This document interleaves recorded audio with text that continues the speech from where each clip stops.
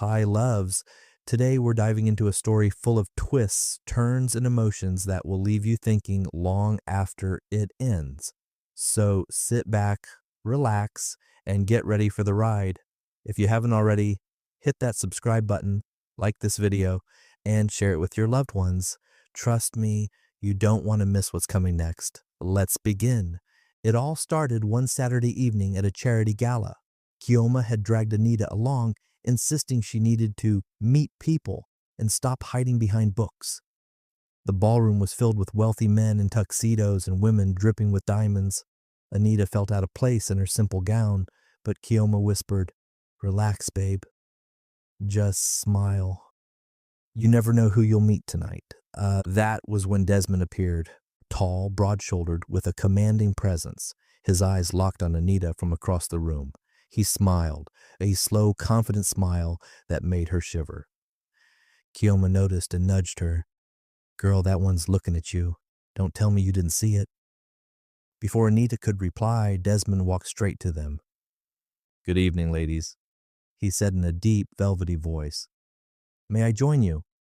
Chioma grinned mischievously. "Of course. I'm Chioma, and this is my best friend Anita." Desmond's gaze lingered on Anita. "Anita," he repeated softly, as if tasting the name. Beautiful name, for a beautiful woman. Anita blushed and looked away. She wasn't used to this kind of attention, especially from someone so much older. From that night on, Desmond didn't disappear. He called, sent gifts, and took Anita on expensive dinners. He listened when she talked about her dreams, her fears, and her struggles. One night, Chioma teased her, "Babe, this man is serious, oh. He doesn't even look at me again, only you. Are you sure you're not falling?" Anita bit her lip. "He makes me feel seen. He's older, yes, but he's kind. And for the first time, I feel safe with someone." What Anita didn't know was that her safe place was a trap. Weeks later, Desmond insisted, "I'd love to meet your family, especially your mother. I want to do things the right way." Anita hesitated. Her mother was protective, sometimes too protective, but eventually she agreed. That Sunday, Desmond arrived at their modest home. He came dressed elegantly, carrying expensive wine and fruits. Mama opened the door, and the moment her eyes met his, she froze. The color drained from her face, her hands trembled so hard the tray nearly slipped. "Good afternoon, ma'am," Desmond said smoothly, bowing slightly. "You must be Anita's mother. It's an honor to finally meet you." Mama swallowed hard, forcing a smile. Welcome." Her eyes darted to Anita, then back to Desmond. She said nothing for a long moment. Her breath quickened, as though she had seen a ghost.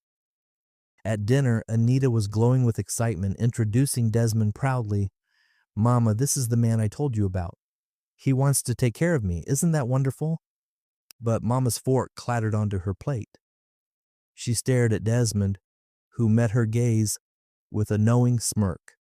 Finally, Mama whispered under her breath, almost inaudible, "God, why him?" Desmond leaned back in his chair, sipping his wine casually. "It seems we already know each other, don't we, Madam Grace?" Mama's face turned pale. She stood abruptly, excusing herself, her hands shaking as she clutched the edge of the table. Anita frowned. "Mama, what is it? Do you not like him?" But her mother only forced a strained smile, hiding the storm inside her. That night, Mama stayed awake in her room, tears soaking her pillow as she whispered, "What kind of sin is this, Lord?" "My daughter, my own daughter." Despite her mother's strange unease, Anita pressed on with the relationship. Desmond showered her with luxury, trips, gifts, promises of forever. To Anita, he was everything she had prayed for. But Mama's heart was heavy. On the wedding morning, Mama sat quietly in her room, staring at the lace gown Anita would wear. Tears streamed down her cheeks as she whispered, "How do I tell her? How do I destroy her happiness with the truth? Lord, forgive me. Forgive me for keeping silent." When the ceremony began, everyone clapped as Anita walked down the aisle, radiant and glowing. Desmond stood tall at the altar, eyes never leaving her. Chioma leaned close and whispered, Babe, you're the luckiest girl alive. Look at him waiting for you like a king. Anita smiled, her heart racing. Mama, however, kept her eyes low, unable to watch. Weeks turned into months. The couple settled into a luxurious home. Anita bragged about her new life, trips abroad, fine dining, expensive jewelry. But every time she visited Mama, she noticed her mother looked older, weaker, as if something was eating her alive. One evening, Anita asked gently, "Mama, are you sick? You don't look well." Mama forced a smile. "I'm fine, my daughter. Don't worry about me. Just be happy." But behind closed doors, Mama prayed fervently, clutching her chest as guilt suffocated her.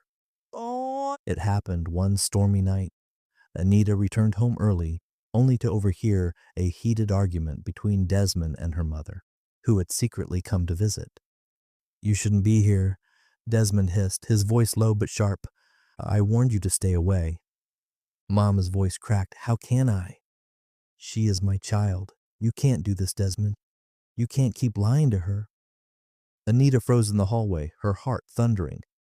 "Lying," she whispered to herself. Desmond's tone turned icy. "If you say a word, Grace, I'll destroy both of you. Remember your past. Remember what you owe me." Mama burst into tears. "She's your daughter, Desmond. Your own flesh and blood. How can you marry her?" Anita gasped, her hands trembling violently as the words sank in.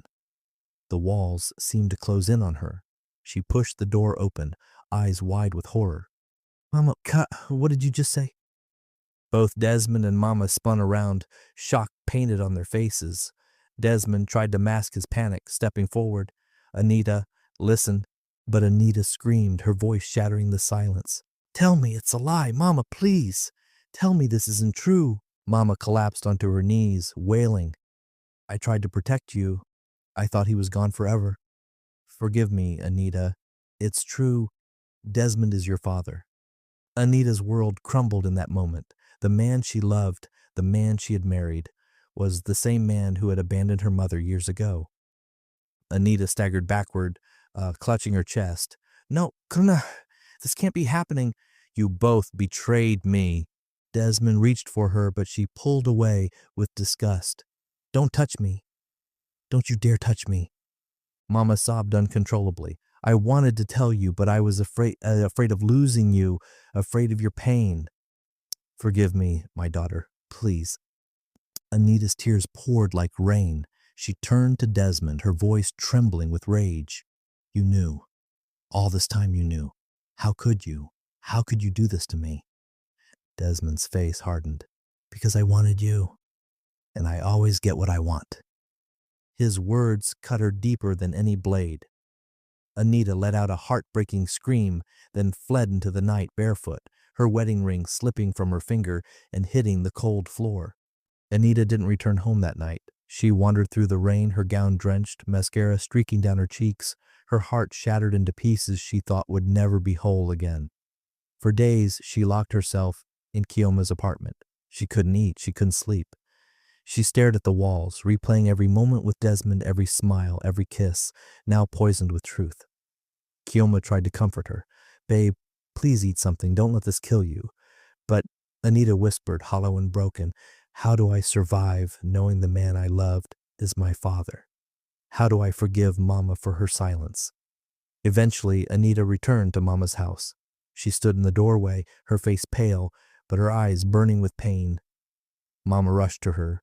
"My daughter," but Anita raised a trembling hand. "No, Mama, not today. I need answers." Mama broke down, confessing everything, how she had been young, naive, and in love with Desmond, how he had left her when she got pregnant, how she thought he was gone forever, until he reappeared decades later, rich, charming, and chasing the very daughter he abandoned. Desmond tried to reach Anita, begging her to return. He sent gifts, texts, even threats. But Anita refused. With Chioma by her side, she went to the police, filed restraining orders, and cut him completely from her life. It wasn't easy. Nightmares haunted her. Trust felt impossible. But Anita began therapy, pouring her pain into journaling and prayer. She attended support groups, listening to other women who had survived betrayal. Slowly, she began to breathe again. Mama, too, sought forgiveness. She became Anita's shadow, cooking for her, sitting quietly with her during sleepless nights, never demanding, just waiting for her daughter's heart to soften. Years later, Anita stood in front of a group of young women, telling her story. She had founded a foundation for victims of betrayal and abuse, giving them the voice she once thought she'd lost. Her voice trembled but grew stronger with every word. Pain nearly destroyed me, but I chose to rise. Betrayal may have broken me, but it also built me. I'm not defined by my past. I am defined by my strength. The audience erupted in applause, tears streaming down many faces. Chioma smiled proudly from the front row.